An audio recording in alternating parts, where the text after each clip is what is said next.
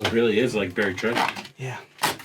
You're not kidding. On East Sunshine, realtor and homeowner Clayton Carson purchased a home hoping to live in eventually. But after a surprising discovery, he's reconsidered the move-in date. I was like, I have no idea what that could be. Carson asked his friend Brandon York of Cornerstone Flooring to help him with the renovations. And for me, doing professional flooring, I always like to take everything back to the original subfloor, so that way I can warranty everything from the subfloor up. So I was like, hey, this is very easy to pull up. So I've got an hour. When York began pulling the flooring to the subfloor, he discovered brightly colored wood. We started pulling the black tar paper up, and then we started seeing all of the signs, and we're like, this is something to behold. So, to Carson and York's surprise, the entire floor of the room was made up of multiple business signs.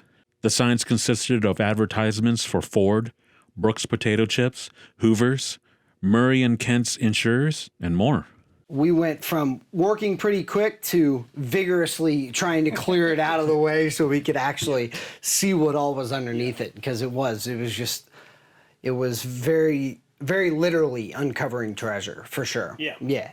After taking a few photos of their find and posting them online, several members of the community chimed in on the comment section of Facebook to share their knowledge of the businesses. With how much outreach there was after posting it for less than a day, you can just tell that it resonates with a lot of people.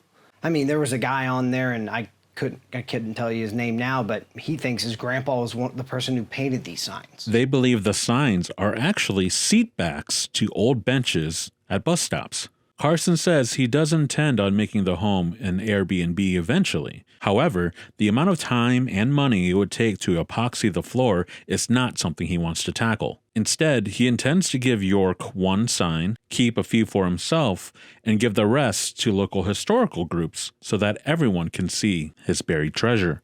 It'd be cool to be able to put them up somewhere so people can actually enjoy them. It's been really neat to see that take a life of its own too, and people reminiscing and knowing exactly what they are and being a part of some of these businesses back in the day. It's really neat.